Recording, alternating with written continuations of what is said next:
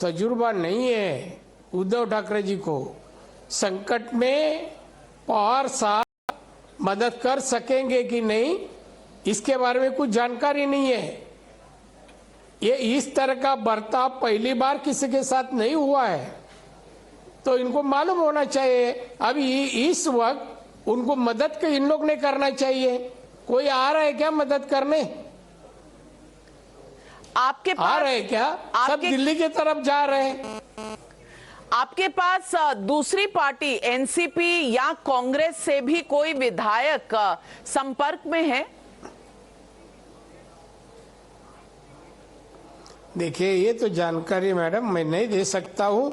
आज के तारीख में बीजेपी के साथ सभी संपर्क में है। वो अपने पार्टी में उनको मालूम है अभी कुछ स्थान नहीं है, सरकार नहीं बचने वाली है और आगे भविष्य में भी इनका सरकार आ नहीं सकता है। ये एक्सीडेंट नहीं हो गए है, पवार साहब की मेहरबानी इनको मुख्यमंत्री बनाने की, इनकी क्षमता नहीं है। मगर हम तो इस वक्त हमारे पास क्या है, किसके साथ संपर्क है, ये जानकारी मीडिया को तो नहीं दे सकते हैं ना। लेकिन नारायण राणे जी, मैं पूछना चाहती हूं कि आपके हिसाब से, आपको इतना एक्सपीरियंस है, इतना तजुर्बा है, ये सरकार इस तरह से और कितनी देर चल सकती है और क्या फ्लोर टेस्ट होगा और फ्लोर टेस्ट में बीजेपी अपने नंबर प्रूव कर पाएगी?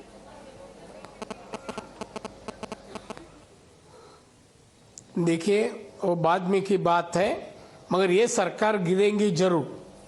ये 145 टारगेट पूरा नहीं कर पाएंगे उद्धव जी ठाकरे, ये सरकार गिरेंगी।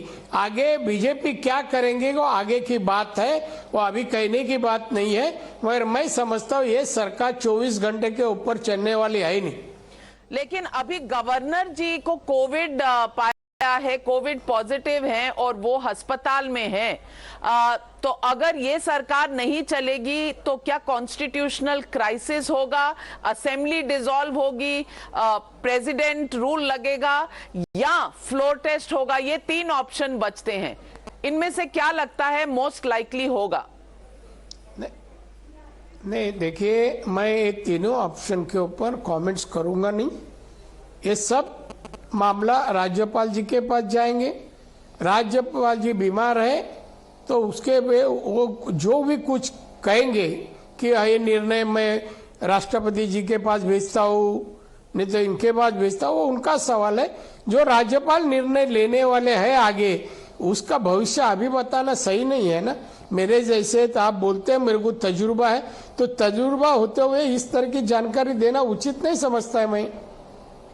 नारायण राणे जी, कल अमृता फडणवीस जी ने एक ट्वीट किया था और उन्होंने कहा एक था कपटी राजा, था कहा था। तो कल से ही अंदेशा है कि उद्धव ठाकरे आगे मुख्यमंत्री नहीं रह पाएंगे?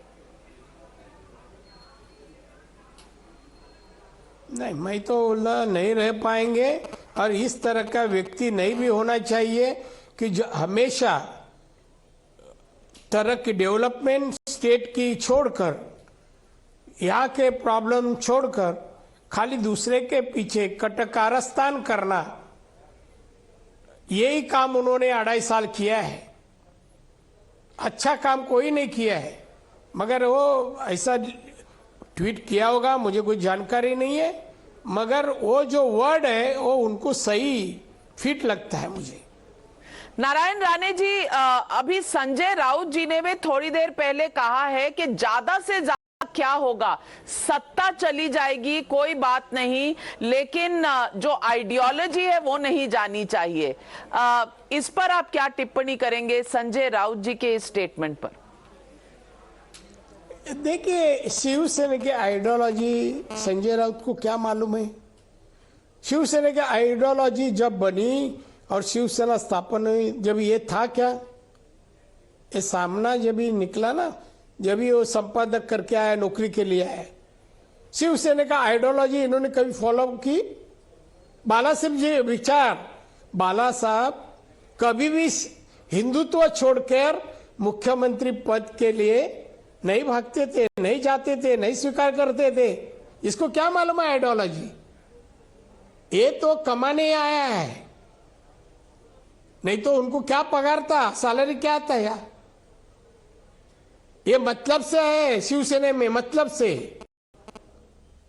और मैं अभी कहा इसके पहले, शिवसेना खत्म करने का इन्होंने सुपारी लिया था।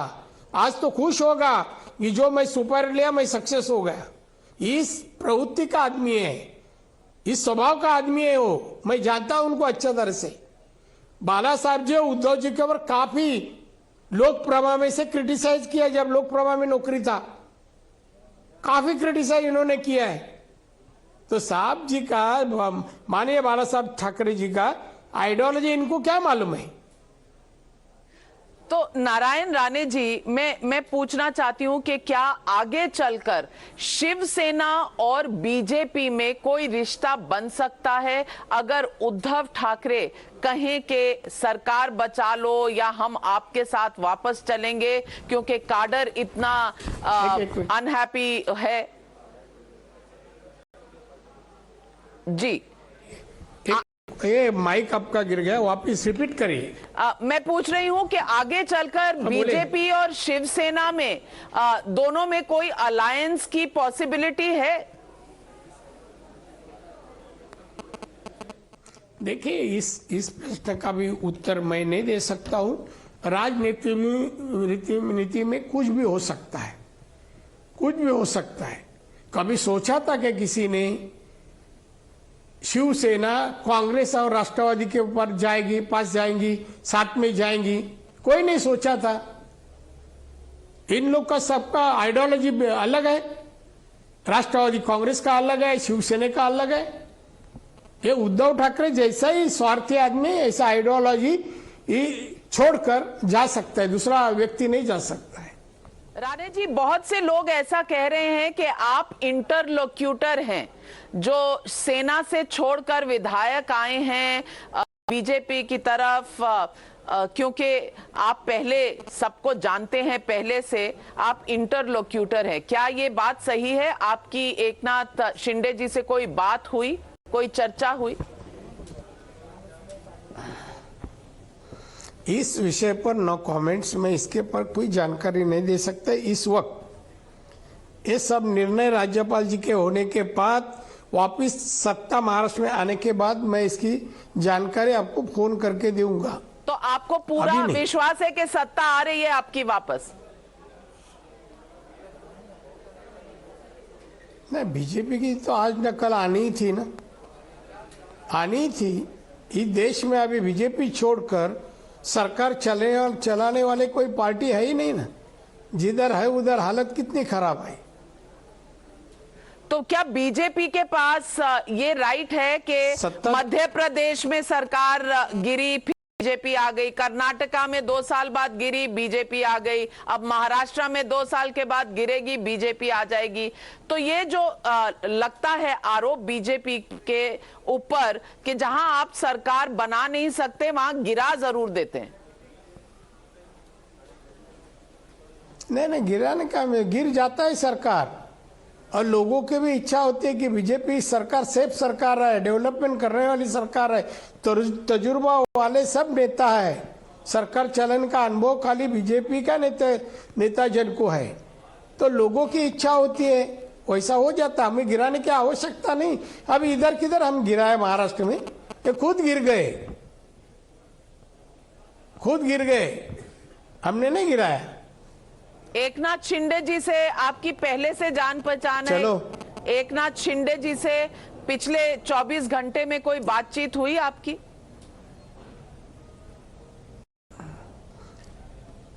एकनाथ शिंदे पहले से हमारा संबंध है, हमारी उनका रिलेशन भी है, तो मैं समझता हूं। मगर राजनीति में मैं जब शिवसेना छोड़ा उसके बाद उसका राजनीति अलग था, हमारा राजनीति अलग था। पिछले 24 घंटों में मैं उनको एक ट्वीट जरूर किया, मगर मैं बात नहीं किया। आपको क्या लगता है, आप उद्धव जी को भी जानते हैं, उद्धव जी इस्तीफा देंगे और जल्दी में देंगे जैसा कहा जा रहा है, या आपको लगता है कि अभी पिक्चर बाकी है? देखिए, उद्धव जी को मैं बहुत अच्छी तरह से जानता हूँ। मैं 39 साल शिवसेना में था। वो ऐसे इस्तीफा नहीं देंगे, देने वाले होते ना तो कल ही दे देते। उनको कहना पड़ेगा कि आप में अभी बहुमत नहीं है आपके पास, अभी इस्तीफा दो। राष्ट्रवादी और कांग्रेस कहेंगे आपको अभी इस्तीफा देना पड़ेगा, और वो आज ही तय होगा जब भी वो इस्तीफा देने जाएंगे, नहीं तो इस्तीफा भेजेंगे।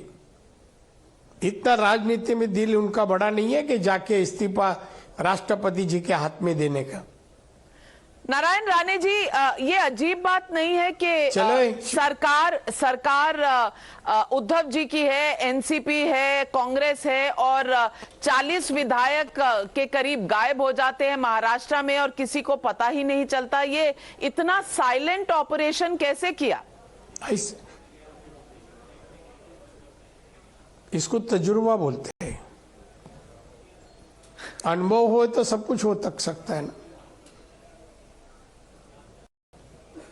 एक तो इनको सरकार चलाते हैं, पुलिस है, इनको जो मालूम होना चाहिए अपने विधायक कहाँ जा रहे हैं। एक दो नहीं, 40 विधायक कैसे सरकार चलाते हैं? एक तो पुलिस का सपोर्ट होगा। नारायण राणे जी, आपने शायद एक लफ्ज में सारी कहानी तय कर दी, तजुर्बा। और तजुर्बा दिखा है इस वक्त कि 40 विधायक के करीब आप कह रहे हैं गायब हैं। कब तक चलेगी उद्धव ठाकरे की सरकार, अभी देखना बाकी है। नारायण राणे जी, हमारे साथ बात करने के लिए आपका बहुत बहुत धन्यवाद। टाइम्स नाउ और टाइम्स नाउ नव भारत की तरफ से thank you very much. Thank you.